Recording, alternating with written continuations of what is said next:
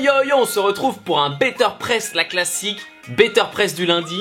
Et aujourd'hui, fiasco M, évidemment, on nous parle de Marseille-Rennes, du fiasco marseillais. Petit mot également sur Nadal, monumental, qui vient de remporter l'US Open après avoir déjà gagné Roland Garros cette année.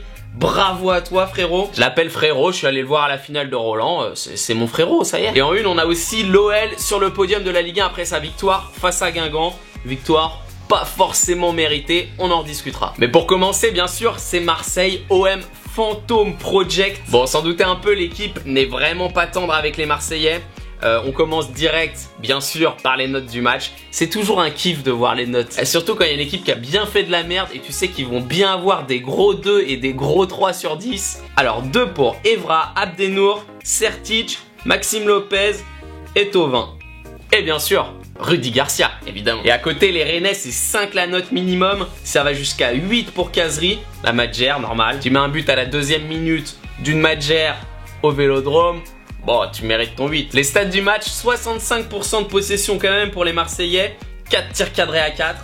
3 buts pour Rennes, détente. Et 6 cartons quand même pour les Marseillais qui ont un peu de mal à garder leur calme en fin de match. Bon, les flops du match, il y a bien sûr Evra, 2 sur 10 avec l'équipe qui excite quand même. On se demande s'il peut encore faire un match tout court. Ils sont pas tendres, hein. Et ça se permet de chambrer Rudy Garcia qui l'a pas sorti, mais qui a sorti Sakai. Ça c'est comme à peu près toute la France, personne n'a compris grand chose à ce remplacement. Bref, ils lui ont posé quand même la question à Rudy Garcia, pourquoi avoir sorti Sakai en première période? Et Rudy Garcia a répondu, j'aurais pu sortir tout le monde et faire d'autres changements. Ça c'est un petit peu ce que j'ai lu partout sur les réseaux sociaux, mais t'as pas voulu. Certains disent que tu n'as pas porté tes couilles. Je ne me permettrai pas de juger cela, mais en tout cas, Rudy, t'as du boulot, je te souhaite bonne chance. Parce que les Marseillais, ils sont pas contents du tout de toi là. Comme le titre, l'équipe à la page suivante, le mal est profond, effectivement. Et la semaine prochaine, ça joue à Amiens. On a Amiens à domicile, Amiens qui vient de taper Strasbourg. Amiens à domicile à une cote de 4.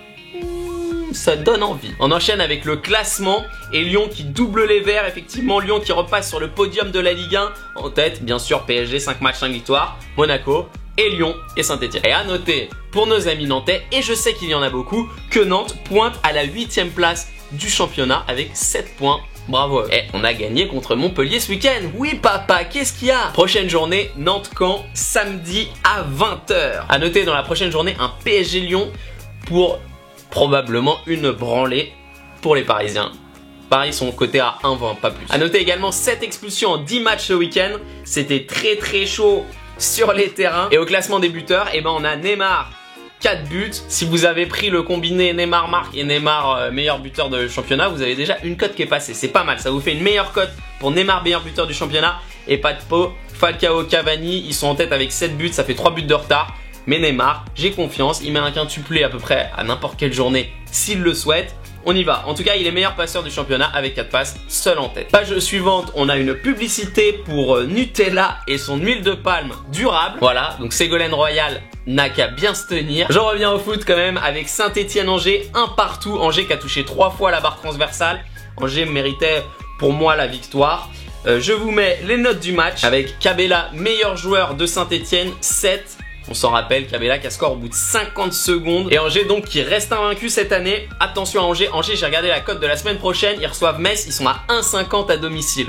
Le truc inimaginable un petit peu. En Ligue 1 du 1,50 à domicile, si tu t'appelles pas PSG ou Monaco ou Bordeaux-Lyon, c'est bizarre. Mais j'imagine que c'est pour leur adversaire. 5 défaites en 5 journées. Et perso, 1,50 à domicile, il n'y a pas un cas où je prends ça en Ligue 1 si c'est Angers. Page suivante, Lyon-Guingamp. Lyon, le paradoxe enchanté. Effectivement, les Lyonnais qui ont marqué 2 buts sur des enchantements, un de Fekir et un de Mariano Diaz. Et les Guingampais qui franchement méritaient bien mieux, j'ai vu le match et c'est cruel pour eux. Pour ceux que ça intéresse, les Guingampais reçoivent les Lillois à la prochaine journée à Roudourou. On enchaîne avec l'équipe type et bien sûr le premier jeu de mots du journal que personnellement j'adore, Reine de beauté, avec une petite dédicace à Geneviève de Fontenay. Effectivement les Rennais balancent 4 joueurs dans les 11, les Niçois 3, les Parisiens 2, les Angevins 1 et un petit Nantais, Diego Carlos, en défense centrale. Terminé pour la Ligue 1, on passe à la Ligue des Champions. Demain, effectivement, première journée de Ligue des Champions avec Celtic, PSG. et également Barcelone-Juventus. Bonne chance à ceux qui doivent décider quel match regarder, même si aujourd'hui, si t'as pas de télé chez toi, t'as un petit peu raté ta vie. Voilà, ça parle pas mal du PSG avec Javier Tebas, le président de la Ligue espagnole qui se bat contre le PSG pour, bien sûr, pour ce qui s'est passé cet été. Ils ont beaucoup plus acheté qu'ils n'ont vendu, fair play financier, tout ça. Bon, a priori, le PSG devrait quand même jouer en Ligue des Champions cette année, même s'il y en a qui se battent pour que non. C'est normal, c'est un petit peu border quand même ce qu'ils ont fait Paris, donc forcément, il y a des gens qui sont pas contents, il y a des jaloux, ils vont maigrir, il y a un peu de tout. Au niveau des championnats étrangers, on fait un petit point. En Italie, Juventus, Naples et l'Inter, 3 matchs, 3 victoires, la détente. Au Portugal, Porto, Sporting, 5 matchs, 5 victoires. En Allemagne, on a eu un coup d'arrêt ce week-end avec le Bayern et Dortmund, tous les deux qui n'ont pas gagné samedi. Résultat, après 3 journées, aucune équipe n'a remporté 3 matchs. En Angleterre, pareil, 4 journées, aucune équipe n'a remporté 4 matchs. On a United, City et Chelsea en tête. Et en Espagne, Barça, 3 matchs, 3 victoires. Et le Real, on s'en souvient, ils ont fait un partout samedi contre la redoutable équipe, non pas Réron, non pas Valladolid, mais Levante. Et les Turcs, bien sûr nos amis turcs, je ne les oublie pas, Galatasaray et Beşiktaş en tête du championnat après 4 journées avec 10 points. Ça, si c'est pas un point complet. À noter aussi en Bundesliga, pour la première fois dans un des grands championnats européens, un arbitre femme, une arbitre, on dit ce qu'elle souhaite. Elle s'appelle Bibi et elle a arbitré le match entre le Hertha Berlin et le Werder Bremen. Voilà, bon bah génial, moi je trouve ça cool, hein. Franchement une femme arbitre, je vois pas pourquoi t'aurais pas de femme arbitre. À noter pour ceux qui suivent Closer du foot que c'est la compagne de l'arbitre international Howard Webb, on s'en rappelle, qui avait arbitré la finale de la Coupe du Monde 2010. Je crois. Avant de terminer avec le foot, page suivante, on a la terrible nouvelle du jour. C'est Calais, le club du Nord, bien sûr, qui a été finaliste de la Coupe de France en 2000. On s'en souvient, battu par le FC Nantes. On s'en souvient, le FC Nantes de Michael Landreau. Eh bien, il sera en liquidation judiciaire à partir de très bientôt. On ne sait pas trop quand. Le CRUFC. C'est les initiales du Calais, je sais pas quoi, Football Club. Voilà, c'est toujours terrible, hein, un club en liquidation judiciaire. Good luck à vous, good luck aux joueurs, good luck aux supporters. Et nous, on enchaîne avec le rugby et le top 14. Toulon qui a battu Toulouse 20-16.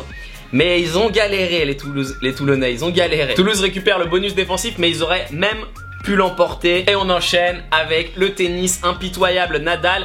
6-3, 6-3, 6-4. En finale de l'US Open. Voilà, énorme branlée, un petit peu comme celle qu'il avait mis à Roland. C'est donc son 16e titre du Grand Chelem. Donc pour rappel, on a Federer, ça ce sera la question du jour. Federer, premier, 19 titres du Grand Chelem. Deuxième, Nadal, 16 titres du Grand Chelem. Troisième, c'est notre homme mystère, vous allez me le donner. Quatrième, Djoko, 12 titres. Cinquième, Björn Borg, 11 titres. Alors qui est donc troisième? Il a gagné 14 titres du Grand Chelem entre 1990 et 2002. Ah, je vous aide, je vous donne beaucoup d'indices. Qui est-il? Mettez-moi la réponse dans les commentaires. Et un petit mot, bien sûr, je suis obligé sur Stephens, l'américaine qui a gagné sa finale, elle, de l'US Open Dame 6-3, 6-0 contre Madison Keys. Énorme détente. La femme qui est donc Stephens, elle s'était blessée en début de saison. Elle était tombée à la 700e place mondiale. Et donc là, elle est bien revenue. Elle va passer 17e. Alors qu'elle était 83e avant le tournoi. Avec toutes ces informations, vous êtes au point. Et il en manque une quand même, c'est la Coupe Davis. C'est le week-end prochain, France-Serbie. La Serbie, vous les connaissez, c'est l'équipe de Novak Djokovic. Mais Novak a décidé de ne pas jouer. Donc la France est plutôt grande favorite pour aller en finale de la Coupe Davis. C'est les demi la semaine prochaine. On suivra ça. Et où se joueront-elles?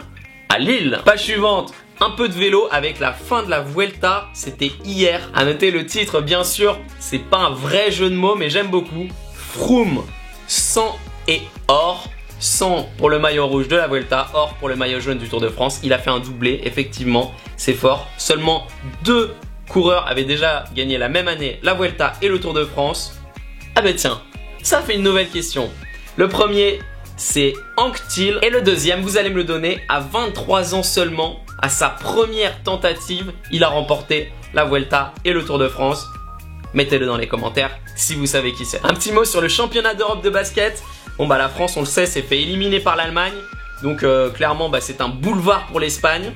Faut d'abord sortir les Allemands. Après, il faudra sortir la Slovénie ou la Lettonie. Et en finale, probablement la Serbie. Mais l'Espagne est méga favorite de 7 €. Cote à 1,60 à peu près. Et comme ça, on arrive à la fin du journal avec le dessin que je trouve très bon. Monaco garde le moral après la claque contre Nice. 4-0. Ben, l'année dernière, ils avaient pris la même histoire. Du coup, comme l'année dernière, ils peuvent faire demi-finale de Ligue des Champions. Ils peuvent gagner le championnat.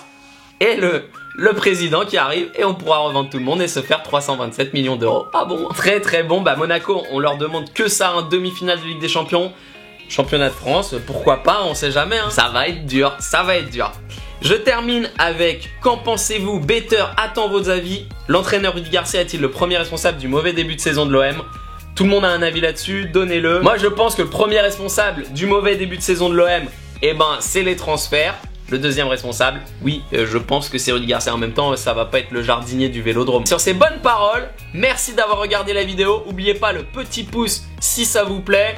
On se retrouve demain parce que la première journée de la phase de poule de Ligue des Champions, je peux vous le dire qu'on sera là et qu'il y aura du gros prono et qu'il y aura de la grosse vidéo et qu'on va kiffer la soirée. A très bientôt. Ciao. Les sites nous mettent l'OM grand favori, mais ça reste de la Ligue 1, ça reste l'OM. Et en face, il y a un bon entraîneur, des bons joueurs, c'est pas des pipes.